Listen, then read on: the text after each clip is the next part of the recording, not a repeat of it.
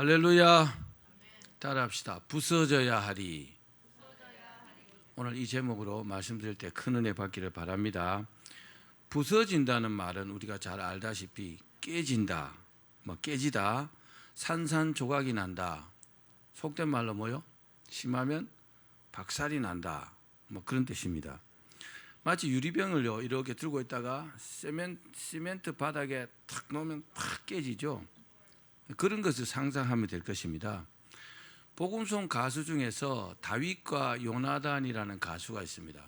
그 다윗과 요나단이 부서져야 하리라는 찬양을 불렀습니다. 제가 한번 불러보겠습니다.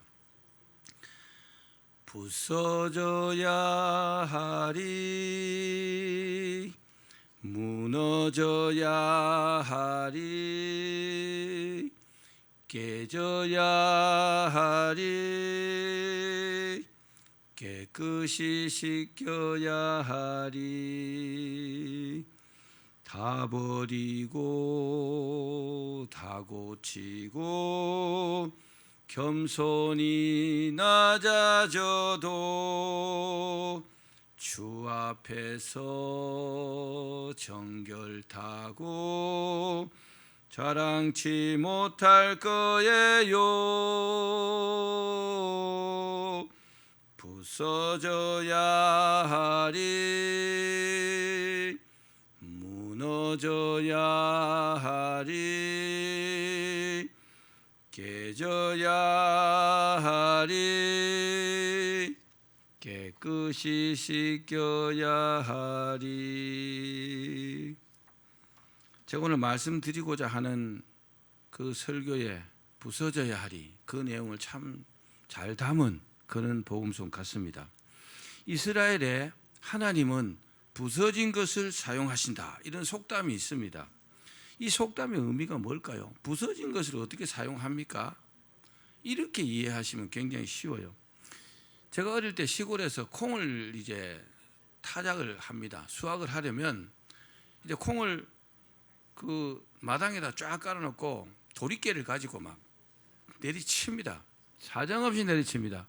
그러면 콩이 부서지는 것이 아니라 콩 껍질이 까지지요. 그죠? 껍데기와 알맹이를 이렇게 분리하는 겁니다. 그 분리가 되면 채로 잘 쳐서 콩만, 알곡이죠? 콩만 딱 수확해가지고 무엇을 요리를 해 먹든지 이렇게 하는 겁니다. 부서진다는 의미는 그런 의미입니다. 이 히브리어 속담에 하나님은 부서진 것을 사용하신다, 이 속담도 그런 맥락에서 우리가 이해를 해야 합니다. 그런 측면에서 하나님께서는요 사람을 부수시는 것입니다. 부수는 것입니다. 왜요? 사용하시려고. 우리를 사용하려면 콩껍질을 까듯이 그렇게 부숴야 사용할 수 있다는 겁니다. 그것을 오늘 사도 바울이 본문에서 뭐라고 했습니까? 나는 날마다 죽노라. 따라합시다. 나는 날마다 죽노라. 나는 날마다 죽노라는 이 말씀은요, 믿음으로 자기 몸의 행실을 죽이는 것을 말합니다. 갈라디아서 5장 24절 말씀 우리 한번 읽어볼까요? 갈라디아서 5장 24절 시작. 그리스도 예수의 사람들은 육체와 함께 그 정과 욕심을 십자가에 못 박았느니라. 아멘. 성도는 영적으로 볼 때 어떻습니까? 예수 그리스도의 죽음과 부활에 이미 동참한 사람들입니다. 우리가 예수님의 이름을 믿고 예수님을 믿고 영접하고 물과 성령으로 거듭났잖아요. 그러니까 예수님의 그 부활에 동참한 사람들이다, 그렇게 말할 수 있습니다. 그러므로 이 말씀이 뭡니까? 부활의 믿음으로, 내가 부활한다는 믿음으로 날마다 나를 죽여가지고 주님께 제물로 드린다. 왜요? 우리는 이 땅에 영원히 사는 것이 아니라 천국에서 영원히 살기 때문에 그렇다는 것이죠. 그러면 주님께 쓰임받은 사람들은 어떻게 부서졌을까요? 또 무엇이 부서졌을까요? 부서지고 또 어떻게 사용이 되었을까요? 그렇게 말씀을 드리겠습니다. 첫 번째, 모세와 바울의 경우를 한번 볼게요. 바울의 본명은 사울입니다. 큰 자라는 뜻입니다. 사울은요 AD 5년에 길리기아 다소에서 태어났습니다. 그리고 가말리엘 문화에서 아주 엄격한 율법의 교훈을 받고 자랐습니다. 참 반듯하게 잘 자랐죠. 사울은 말만 하는 사람이 아닙니다. 여러분, 이 세상에는요, 말만 하는 사람이 너무 많아요, 사실은요. 근데 이 사울은요, 딱 율법의 엄한 교훈을 받고 그 배운 대로 실천하는 사람이었어요. 그래서 자기가 확신하는 대로 예수 믿는 자들을 잡아가기도 하고 잡아가두기도 하고 죽이는데 동참하기도 하고 그랬습니다. 또 아주 양심이 바른 사람이었어요. 그래서 청결한 양심을 가지고 있었어요. 그래서 조상 때부터 섬기던 하나님을 잘 섬겼습니다. 그리고 난 지 8일 만에 할례도 받았고 베냐민 지파였습니다. 사울은 그런 사람이었습니다. 율법으로는요, 바리새인 중에 바리새인이다. 본인이 그렇게 말합니다. 바리새인으로 볼 때요, 결점이 없는 사람이었어요. 참 완벽한 사람이었습니다. 또 사울은요, 태어나면서부터 로마 시민권을 가지고 있었습니다. 철학에도 조예가 있었고 논리적이었어요. 반어법에 아주 명수입니다. 그래서 이 사도 바울이 쓰신 서신이 13권인데 성경이요, 그 읽어보면은 뭐 로마서나 모든 성경들이 아주 논리정연합니다. 정말 대단한 사람입니다. 그런데 성격은요, 굉장히 급한 사람이었어요. 건강은 별로 좋지 못했습니다. 그리고 말은 잘 못했어요. 근데 글에는 아주 능한 사람이었어요. 용모는 아주 보잘것 없었습니다. 아주 잘생기고 이런 사람이 아니었다고 합니다. 사울은 기독교인들이 율법을 너무 어기고 그리고 하나님을 모독한다, 자기 생각에는 그래서 그들을 막 박해한 겁니다. 모세는 어떤 사람이었습니까? 모세는요, 물에서 건졌다라는 뜻이죠. 애굽의 이스라엘 말살 정책 때 태어났어요. 너무 이스라엘 막 백성들이 막 너무 왕성하게 막 태어나니까 남자아이는 태어나면 죽이고 여자만 살려라, 그때 태어났다고요. 그래서 태어났는데 너무 모세는 용모가 준수했다고 해서 굉장히 잘생겼는가 봐요. 그 집에서 석 달 동안 숨겼어요. 근데 더 이상 숨기지 못하고 이제 자꾸 어린아이 울음소리가 나니까 갈대 상자를 만들어 가지고 나일강에다가 떠내려 보냈습니다. 그리고 떠내려 보내버린 게 아니고 그 누이 미리암이 뒤를 졸졸 따라갔는데 바로 공주가 이 모세를요 다 물에서 건져 가지고 자기의 양아들로 삼았어요. 그러니까 모세는요 졸지에 바로 왕궁의 왕자로서 이제 자라게 된 겁니다. 그리고 하나님의 은혜죠, 살아난 것이. 그리고 그뿐만이 아니고 이제 미리암이 아주 지혜롭게 말했죠. 제가 방금 아이 낳은 어머니를 알고 있는데 유모로 좀 부르면 어떨까요? 불러오너라. 그러니까 누구예요? 모세의 어머니였어요. 그 모세는 어머니 품에서 바로 왕궁에서 어머니 젖을 먹으면서 또 어머니의 이 히브리인들의 그 어떤 믿음이나 이런 것들을 잘 익히면서요, 유모로서 그렇게요 왕궁에서 자랐어요. 왕궁에서 자랐는데 왕자로서 자랐으니까 어때요? 그 왕자로서 학술과 검술이나 모든 갖춰야 될 것을 완벽하게 배웠습니다. 하나님께서 모세를요 출애굽의 그 인재로 사용하시기 위해서 미리부터 이렇게 교육을 시킨 겁니다. 그런데 모세가 성격이 굉장히 급했던가 봐요. 그래서 어떻게 그 애굽 사람들이 이스라엘 사람들 괴롭히는 것을 보고요, 아주 싸움을 잘하니까 검술과 학술을 배웠으니까 주먹으로 때렸는데 그만 죽어버렸어요. 그래서 얼른 땅에다 묻었는데 이게 바로 왕이 알게 됐어요. 그래서 모세를 잡아오라 했어요. 모세가 죽지 않기 위해서 어디로 가세요? 미디안 광야로 이제 도망갔어요.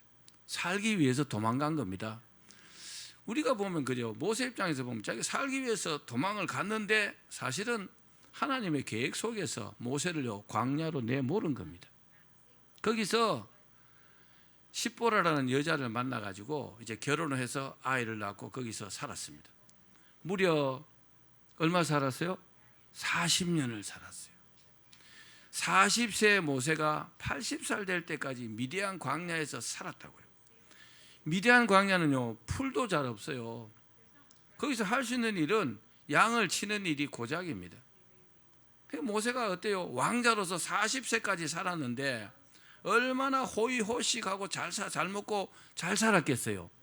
또 차기 대권 주자로서요, 또 조금 더 부족함이 없었어요. 모세가 또 바로 왕이요 그렇게 생각을 했더라고요. 그런데 졸제 도망자가 돼가지고 광야에서 그렇게 사니까 얼마나 한심스럽습니까? 얼마나 좌절했겠어요? 그렇겠죠? 그 눈만 뜨면요 광야가 펼쳐지고 뭐 볼 게 뭐가 있어요? 양 끌고 와서 양이나 먹이고 뭐 치고 뭐 자식 낳고 사는, 좀 어떻게 보면 한심하죠. 정말 한심합니다. 그런데 그러는 동안에 모세에게는요 최고의 축복이 조금씩 쌓이기 시작했어요. 여러분 그게 뭘까요? 궁금하죠? 자, 우리 민수기 12장 3절 말씀 읽어봅시다. 시작. 이 사람 모세는 온유함이 지면의 모든 사람보다 더하더라. 하나님께서 모세를요 이스라엘의 최고 지도자로 세우시려면 필요한 게 뭡니까? 온유함입니다. 능력은 하나님께 다 있어요. 근데요 성격이 급하고 아주 못됐고 포악하면은 하나님의 지도자로 쓸 수가 없어요. 그러니까 모세에게 필요한 것은 뭡니까? 능력이 아닙니다. 능력은 하나님 주시면 되고, 모세에게 필요한 건요 온유함입니다. 이 온유함이요 나날이 막 더해져 간 겁니다. 하나님께서 모세를요 이렇게 만들어 가신 겁니다. 드디어 때가 되니까 하나님께서 호렙산 떨기나무 불꽃 가운데서 모세를 출애굽의 수장으로 부르신 겁니다. 하나님께서 바울을 어떻게 부수셨어요? 사울을 어떻게 부수었습니까? 한마디로요 한순간에 하나님의 은혜로 부수었습니다. 사울은요 기독교인들 잡으려고 다메섹으로 공문을 받아가지고 열심히 말을 타고 달리고 있었습니다. 사울을 멈추게 할 사람은 아무도 없었습니다. 그런데 주님께서 어떻게 멈췄어요? 해보다 밝은 빛으로 사울을 확 둘러 비추었어요. 그 순간 사울은요 눈이 소경이 되어버렸어요. 그리고 말에서 굴러 떨어졌습니다. 그때 만약에 주님의 음성이 없었다면 사울은 아마 이 내용을, 이 현상을 아마 자연현상으로 치부하고 말았을 겁니다. 그렇죠? 아주 갑자기 밝은 빛이 확 둘러 비치더니 소경이 돼버려. 아무것도 안 보여. 말에서 굴러 떨어졌어요. 이게 무슨 일인가 알 수가 없잖아요. 그런데 하늘에서 주님의 음성이 들렸습니다. 사울만 들은 게 아닙니다. 그곳에 있던 모든 사람이 다 같이 들었어요. 사울아 사울아 네가 왜 나를 핍박하느냐. 깜짝 놀랐을 거 아닙니까? 그래서 사울이 묻습니다. 주여 니시오니까. 그러니까 예수님께서 나는 네가 핍박하는 예수다 그랬어요. 우리 그 부분의 성경 말씀을 같이 한번 읽어봅시다. 사도행전 9장 5절에서 9절 말씀 시작. 대답하되 주여 누구시오니까. 이르시되 나는 내가 박해하는 예수라. 너는 일어나 시내로 들어가라. 내가 행할 것을 내게 이를 자가 있느니라 하시고, 같이 가던 사람들은 소리만 듣고 아무도 보지 못하여 말을 못하고 서 있더라. 사울이 땅에서 일어나 눈은 떴으나 아무것도 보지 못하고 사람의 손에 끌려 다메섹으로 들어가서 사흘 동안 보지 못하고 먹지도 마시지도 아니하니라. 아멘. 이때가 언제냐면 AD 33년입니다. AD 33년이니까 사울이 28살 때입니다. AD 33년이면 예수님께서 십자가에 죽으시고 부활하시고 난 다음입니다. 그러니까 졸지에 사울은요 다메섹 도상에서 부활하신 예수님을 이렇게 만난 겁니다. 이 순간 사울은 어때요? 자신이 확신하고 살았던 일들이요 순식간에 확 무너진 겁니다. 이건 확실하다, 분명하다, 그런 나름대로의 생각을 가지고 살았는데 그 확신이 한순간에 팍 무너져 버렸다는 겁니다. 그리고요 집가에 있는 유다의 집에 있는데 아나니아 선지자가 이제 사울을 찾아옵니다. 아나니아 선지자가 주님께서 아나니아 선지자에게 저 사울에게 가서 이렇게 저렇게 해라 그러니까 아나니아 선지자가 주님 저 사울은 아주 나쁜 놈입니다 그러니까 뭐라고 합니까? 주님께서 사도행전 9장 15절 말씀 읽어봅시다. 시작. 주께서 이르시되 가라, 이 사람은 내 이름을 이방인과 임금들과 이스라엘 자손들에게 전하기 위하여 택한 나의 그릇이라. 사울에 대한 주님의 분명한 입장을 이렇게 말씀하십니다. 그리고 아나니아는요, 어떻게 해요? 주님께서 하라고 하시니까 주님 뜻대로 사울에게 안수를 했습니다. 안수하니까 그때 사울에서 눈에서 비늘 같은 것이 벗겨지면서 눈이 떠지고, 그리고요 성령 충만함을 이때 이제 받습니다. 그리고 이름도요 바울로 이제 바꾸어집니다. 바울은 무슨 뜻입니까? 작은 자라는 뜻입니다. 눈을 뜬 사울은요, 가만히 생각해 보니까, 야, 자기가 예수님 믿는 자들을 막 핍박했는데 이게 아니잖아요. 그리고 뭐 3일 동안 소경으로 지내다 눈을 떴으니까 얼마나 막 충격을 받았겠어요. 벌떡 일어나갖고 바로 나가가지고요, 예수는 그리스도라고 막 소리 질렀습니다. 그러니까 사울하고 같이 다니는 사람이, 저 자식 저거 미쳤냐, 저 정신이 나갔구만 하고 막 어떻게 해요? 처음에는 좀 달래다가 안 되니까요 죽이려고 막 쫓아왔습니다. 사울은요, 일단 죽지는 않아야 될 거 아닙니까? 도망가야 되잖아요. 그죠? 36개 주랭랑을 친 겁니다. 그렇게 도망을 갔어요. 이때 어디로 도망갔느냐? 여러 가지 시도를 해봐도 먹혀들지가 않거든요. 자기는 변했는데 사람들이 인정해 주지 않고 일단 자기를 죽이려고 하니까 아라비아 광야로 도망을 갔습니다. 자, 우리 한번 그 성경을 읽어봅시다. 갈라디아서 1장 17절 말씀입니다. 시작. 또 나보다 먼저 사도된 자들을 만나려고 예루살렘으로 가지 아니하고 아라비아로 갔다가 다시 다메섹으로 돌아갔노라. 이 아라비아로 가 있던 기간이 3년 정도 된답니다. 3년 동안 뭐 했을까요? 아라비아는요 광야입니다. 광야. 시내가 아니고 광야입니다. 거기서 할 수 있는 일이요, 자신을 돌아보는 겁니다. 그리고 성령 충만 받았으니까 기도하는 것입니다. 모세가요 광야에서 40년 동안, 미디안 광야에서 40년 동안 살면서 얼마나 자기 자신을 많이 돌아봤겠어요. 자기 인생을 생각해 봤겠어요. 사울도 마찬가지입니다. 아라비아 광야에서요 그 3년의 시간들이요 정말 자기가 28년 동안 살아왔던 그 시간, 이게 잘못됐다고 생각하니까 기가 찰 거 아닙니까? 이 사태를 전환하는 시간이 아마 3년이었던 것 같습니다. 그리고 나머지 복음을 전할 시간이 한 30년 정도 됩니다. 선교사로서요. 앞에 30년, 중간 3년, 뒤에 30년 이렇게 보시면 됩니다. 그러니까 정말 자기 자신을 부수고 다시 다듬고 하는 시간이 바로 이 시간이었던 겁니다. 여러분, 모세와 우리 바울을 생각해 본다면 우리에게도요 이런 시간이 필요합니다. 자기 자신을 돌아보고 내 자신을 부수고 내 자신을 다시 한번 점검해 보고 새롭게 거듭나는 그런 시간이 여러분 필요하다는 것을 믿으시기를 바랍니다. 정말 이 시간은요 사울에게 너무너무 소중한 시간이었습니다. 만약에 그렇게 하지 않았다면 모세나 바울은요 인생이 뭐 별 의미 없이 아마 끝나고 말았지 않겠는가, 그렇게 생각해 봅니다. 자, 그러면 마지막으로 부서진 사람들은 어떻게 살았을까요? 주님께 부서진 사람들, 하나님의 은혜로 부서진 모세입니다. 그죠? 하나님의 말씀대로만 살면 되었어요. 따라합시다. 하나님의 말씀대로만 살면 된다.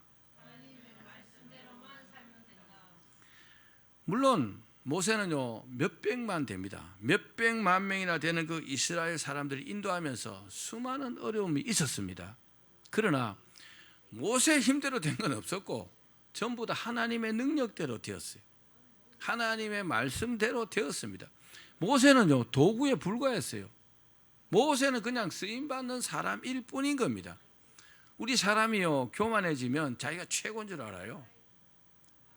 다른 사람을 다 무시합니다.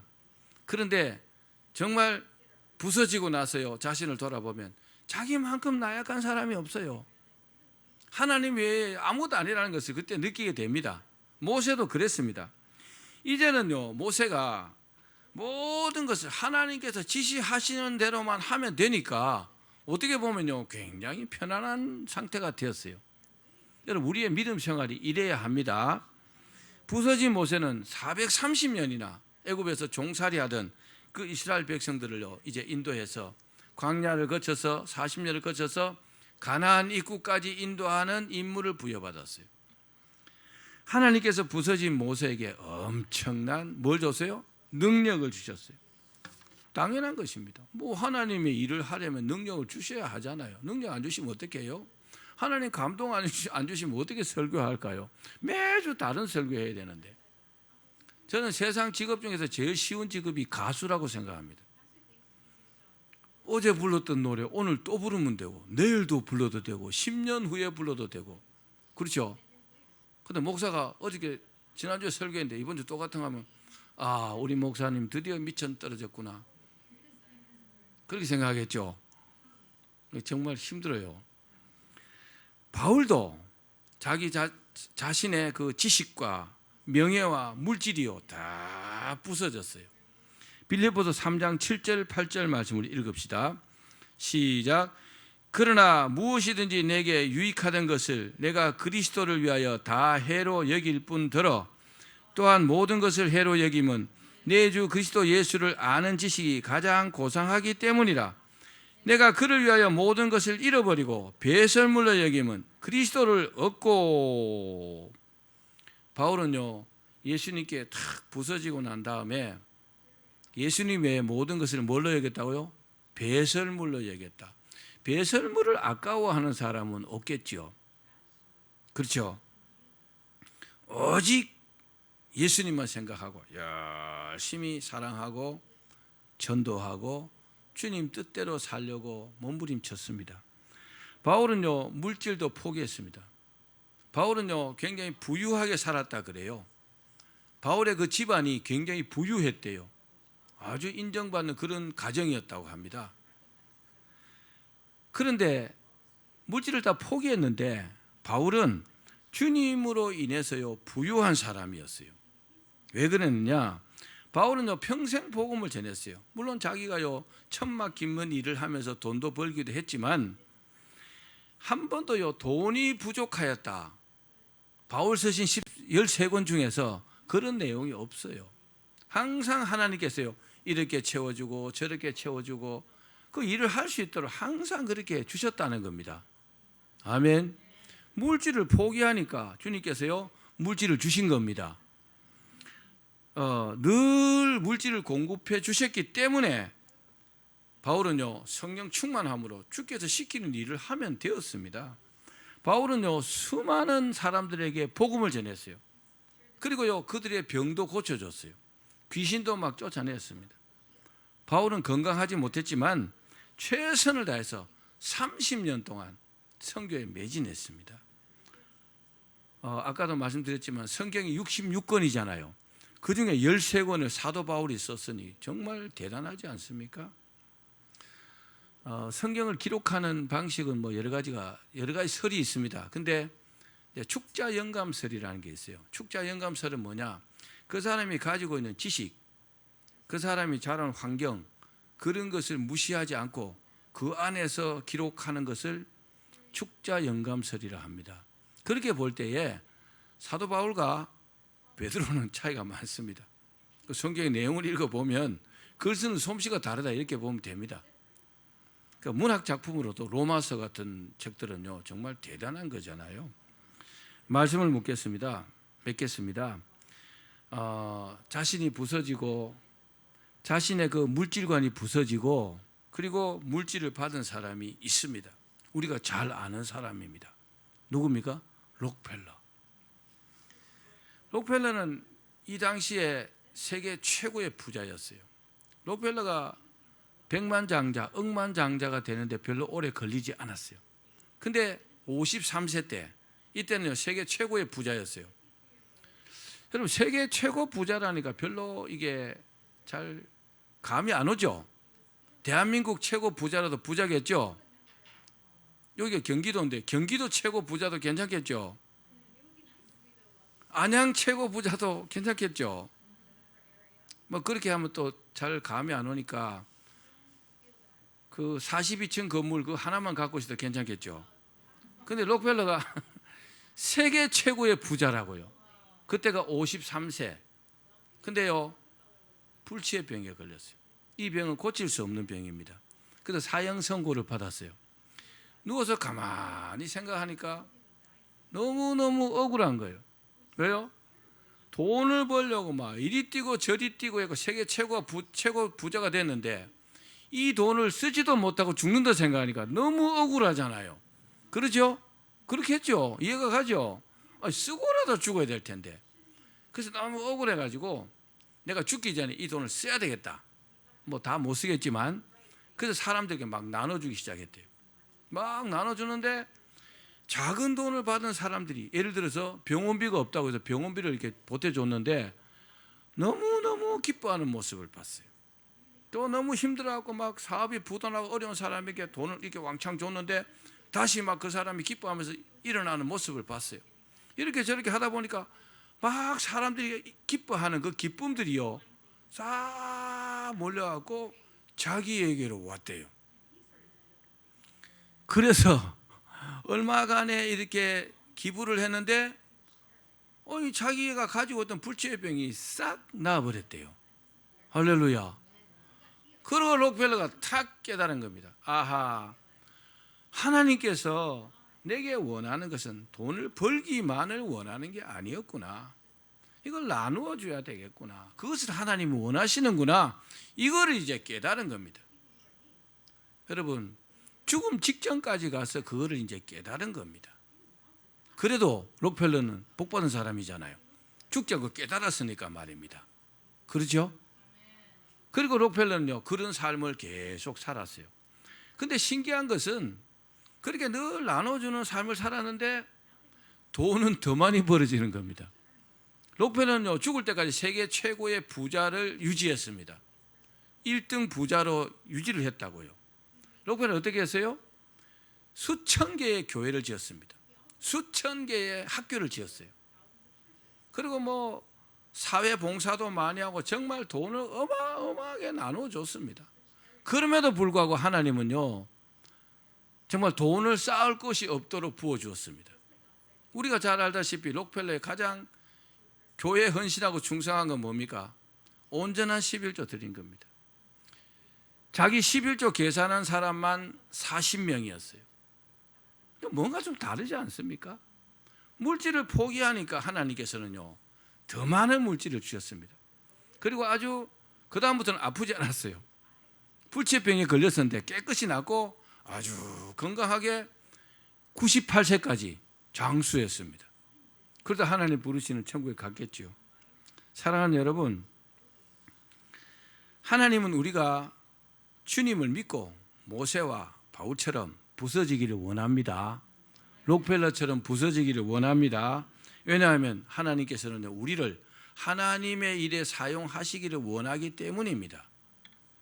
그러므로 오늘 우리가 생각해야 될 것은 뭡니까? 내가 하나님께서 원하시는 대로 부서졌는가? 나는 부서진 사람인가? 이것을 한번 점검해 보시기를 바랍니다. 주님께 헌신하려는 사람들은요, 주님께 부서진 사람들은 주님께 헌신합니다.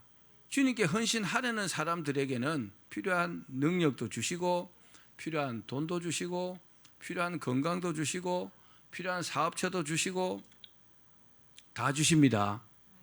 모세를 보면 되잖아요. 미디안 광야에서 40년 동안 살면서 뭐가 있어요? 재산이 있어요? 뭐가 있어요? 아무것도 없었어요. 오로지 지팡이 한 개 들고 있어요. 지팡이 한 개요. 하나님께서는요 그 지팡이를 사용해서 뭐라고 하셨느냐? 네 형 아론이 너희 백성 저 이스라엘 백성들이 너를 신처럼 대할 것이다. 너를 하나님처럼 대하도록 내가 너를 사용하겠다 그랬어요. 하나님은요 모든 것을 전부 다 주셨어요. 바울은요 어땠어요? 바울의 손수건이나 앞치마만 가져가고 그 손수건을 병자에 올려놓으면 병든 자가 나았어요. 귀신이 쫓겨갔어요. 대단한 능력을 바울에게도 주셨습니다. 록펠러에게는요 어마어마한 돈을 줬죠. 맨하탄에 맨하탄이 저 여의도 같은 곳입니다.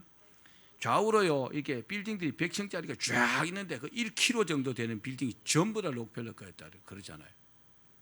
엄청난 부자입니다. 하나님은요 광대하신 분이십니다. 하나님은요 위대하신 분이십니다. 믿으셔야 합니다. 그 하나님께서 우리가 부서지기를 원한다는 겁니다. 오늘 여러분 이 말씀을 잘 들으시고 주님께로부터 부서지기를 바랍니다. 그렇게 해서 남은 생에 바울처럼 모세처럼 록펠러처럼 쓰임받은 모든 주의 종들처럼 그렇게 쓰임받기를 주님의 이름으로 축원합니다.